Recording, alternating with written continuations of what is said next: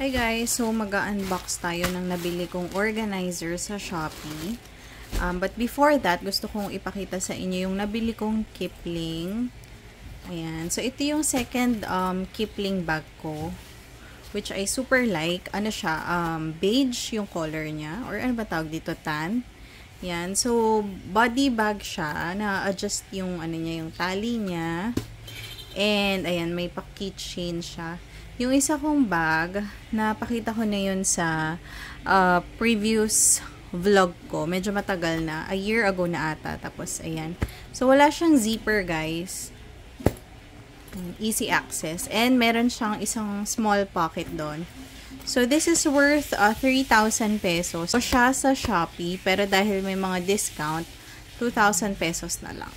So, hindi na ako nakapag-intay. Excited na akong buksan siya. Kaya hindi ko na napakita yung unboxing. So, but this time, ayan, i-unbox ko tong organizer na nabili ko. Ano siya? Bed organizer.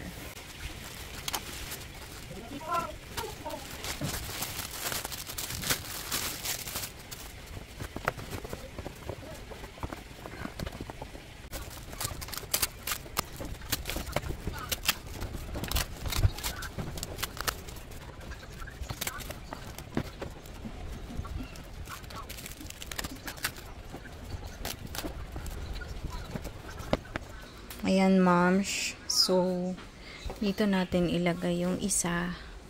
Dalawa yung binili ko. Tapos, andyan yung isa.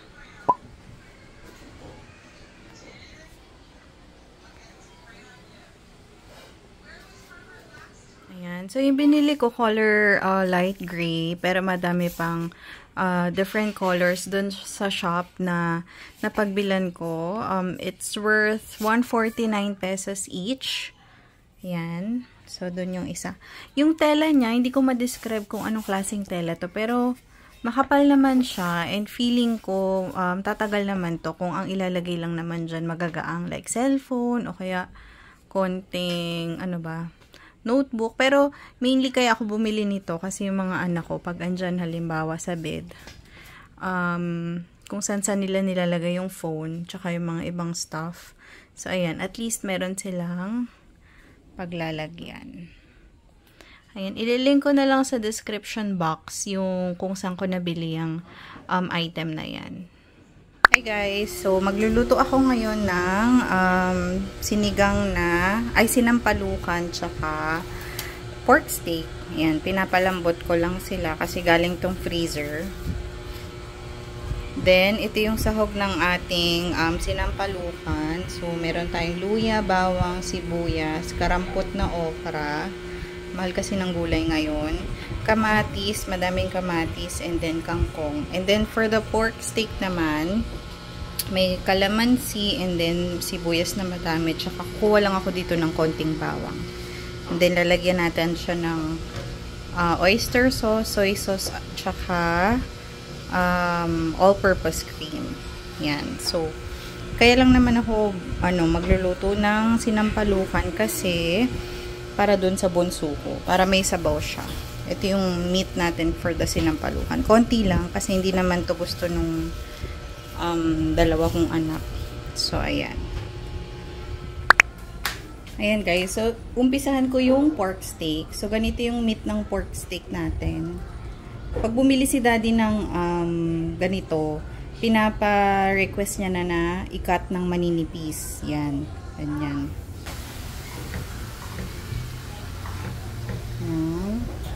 So, madali lang to. Paghahalu-haluin ko lang lahat ng ingredients except doon sa kalamansi at sibuyas. And then, hintayin ko lang na lumambot yung pork or yung meat.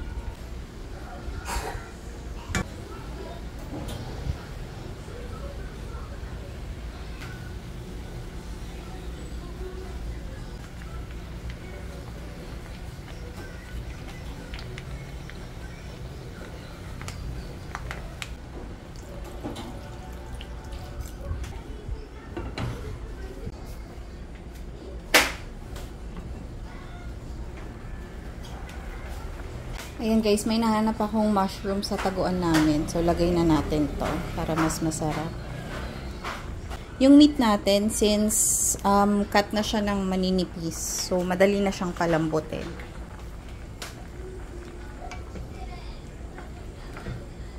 Ayan. So, yung ginagamit kong pan, pinadala sa akin yan ng Cooker King. Ang cute niya. Ayan o. Natatanggal yung lid niyan eh. Pero, pag ginagamit ko siya, nandyan lang siya. Hindi ko na siya tinatanggal. Tapos, may kasama siyang ganito. Ganyan. And then, may free din siyang tong. And then, sandok. Wooden spatula. Tsaka chopsticks. So, if you're interested, ilalagay ko yung link ng shop nila sa description box.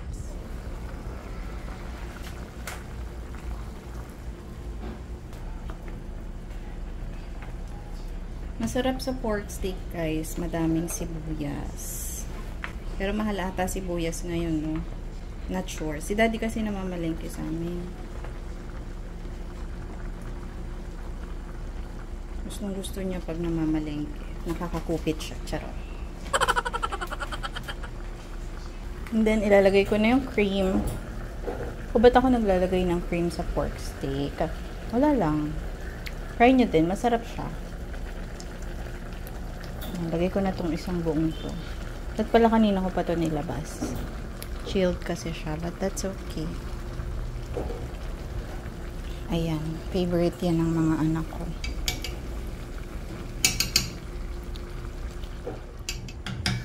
And that's it. Ganun lang siya kasimple, guys. So, i-next na natin si sinampalukang manok.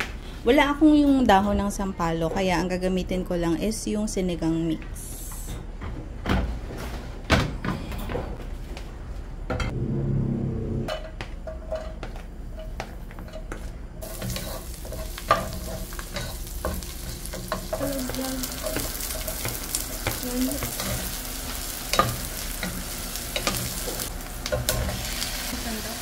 Parang hindi.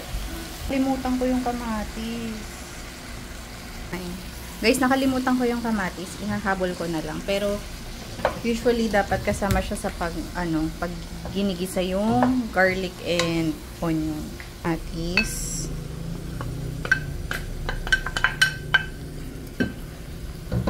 And then, tatakpan na muna natin siya.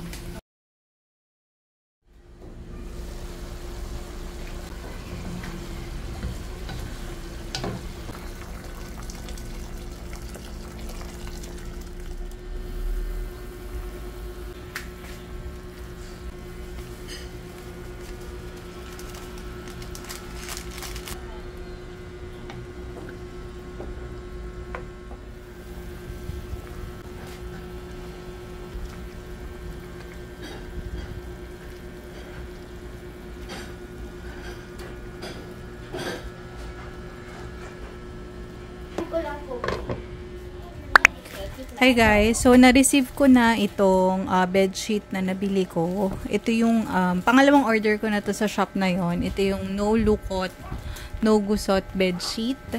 And bumili din ako ng yung velvet na tela. So tatry ko kung maganda. Unbox ko na.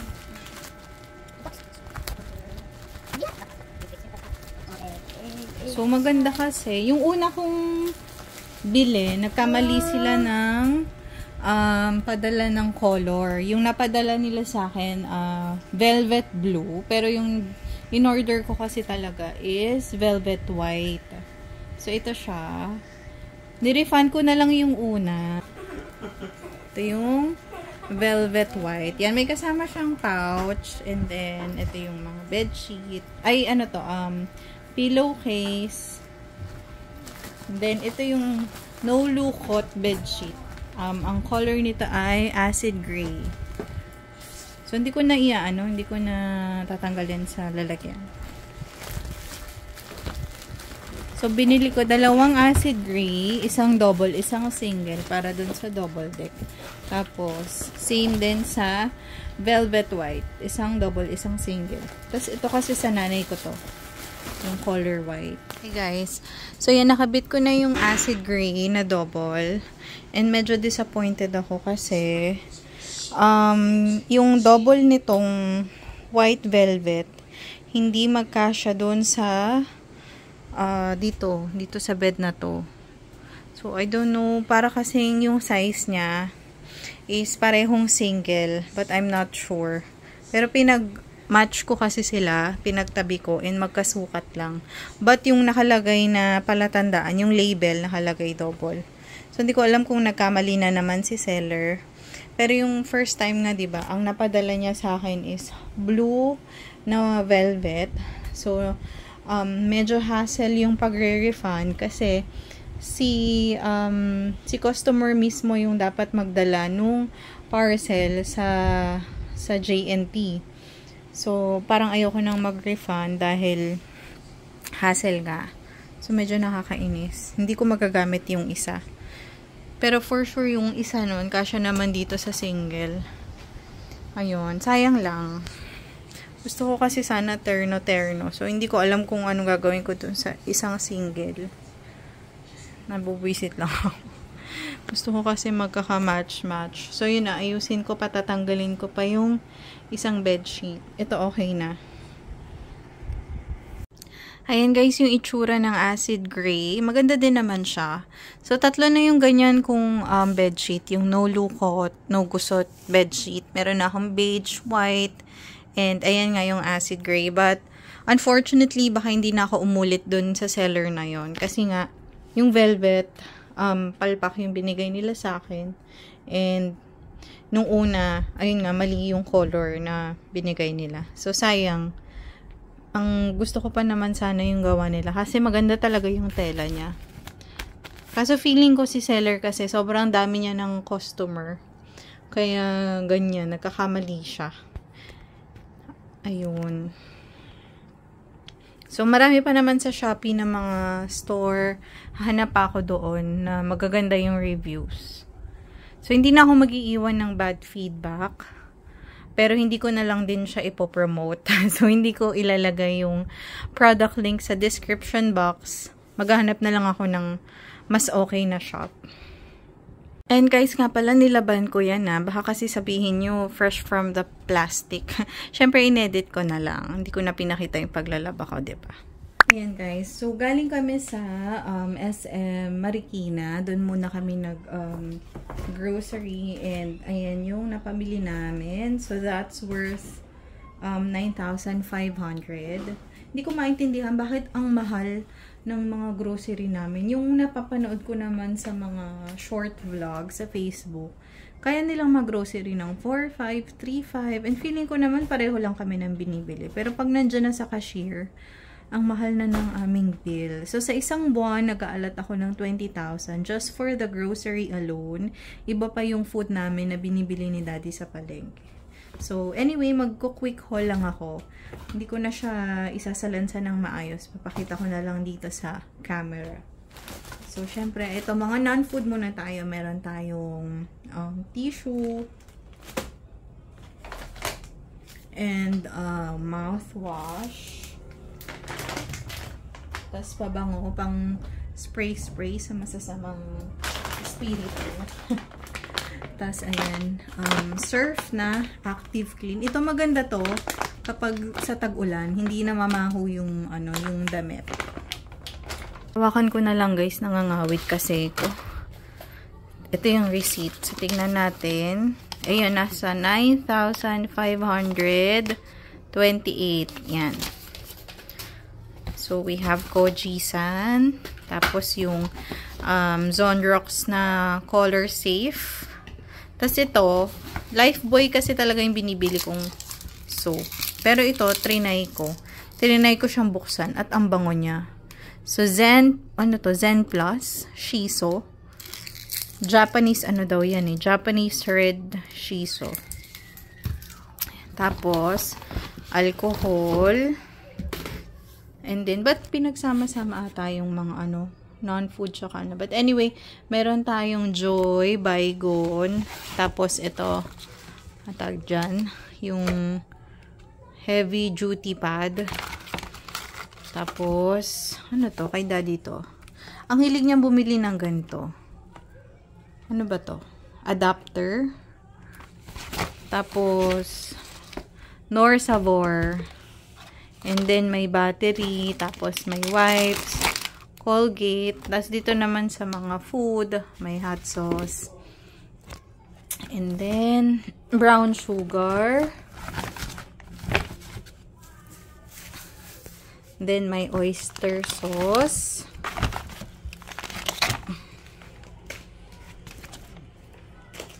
Tapos, may, ano to? Filipino style tomato sauce. May tomato paste. And then, may soy sauce. May Japanese soy sauce. Masarap to, guys. Ayan, Lee Kum Kee. Premium soy sauce. Then, meron tayong, ano bang tawag dito? Yung sausage ba? Basta yun na yun. And then, tidbits, pineapple tidbits, nata de coco. Gagawa kasi ako ng macaroni salad sa fiesta. Ang fiesta kasi dito is August 16. So, yan. Merong pickles. Merong, ayan, mga corned beef. Tapos, ito, fruit cocktail, lalagay ko sa macaroni salad. Tsaka itong corn.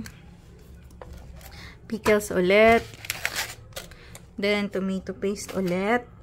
Ilang pickles to? 3 bote ng pickles. Tapos, 2 Rino. Ayan. So, yung next eco bag, meron tayong low-fat na fresh milk. May bihon. May bikat. Ay, piatos. Tas canton. Tapos, may hello. And then, yung pang macaroni salad natin, tsaka cream o. And then, meron tayong cup noodles doon na jampong. May skyflakes, bikat ulit. Then, ano pa yung nasa ilalim? Ano na yun, mga stocks na yun ng kids. Dutch meal. Yan. Tapos ito, what's this? Garlic powder. And ito ay butter, margarine. Tapos ito, Pringles. Then, mga, ano na to, mga trolley. Ayan, iba't ibang candy. May Mentos, Chupa Chups. Ayan, mga worm, gummy bear, and mga trolley. Then, next eco bag. Ayan. So, ito ay mga Knorr sinigang mix. Tapos, may cayenne pepper. And then, ito ay pineapple juice. Tapos, ito, gatas ni Bunso. Lactum. Tapos, ito, gatas na father-in-law ko. Anlin. And, ito yung last eco bag. So, may Pringles ulit doon. May cheese. May all-purpose cream. Ayan. Ilalagay ko to sa macaroni salad ko. Tapos, may Yakult. May Dutch meal. Ano to? Merong Dutch meal din. Ayan. Puro Yakult na yung nasa ilalim. Tapos, ito ay mga pang breakfast. Ano lang yan? Bacon, ham, tsaka hotdog. So, ayan na guys. Lahat ng nahol ko. Kaya ang kalat ng bahay. Ililigpit ko muna lahat yan. Nga pala guys, may nabili ako sa Watsons na magic tint. Buy one, take one siya. 165. Magic tint from Hello Glow. So, naghahanap kasi ako nung tint na color pink. Wala kasi akong pink. Usually, yung mga lip tint ko, purple. Red, tsaka brown. Yan. Kasi medyo, tawag dito, medyo dark yung lips ko. Kaya, hindi ako masyadong fan ng mga pink na lip tint. But, ito try ko siya. For a change. Yan. So, ganito yung itsura niya.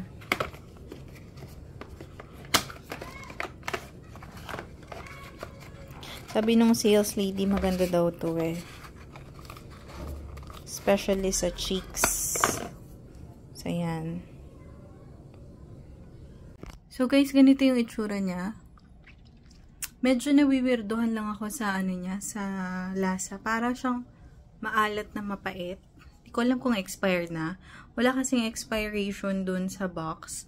But ang nakalagay, wait lang, may date na nakalagay. Hindi ko sure kung baka kaya nila sinale kasi nga ma-expire na. Wag naman sana. But yung nakalagay dito is MFD. Ano yung MFD? Manufacture date. Manufacture date yun. August 2022. So, hindi ko sure. Pero walang expiration eh. August 2023 na. 1 year na. So, nawird ako, medyo maalat siya. Tsaka mapait. Pero ang ganda sana. Ayan, pink siya. Sa cheeks, di ko pa siya natatry.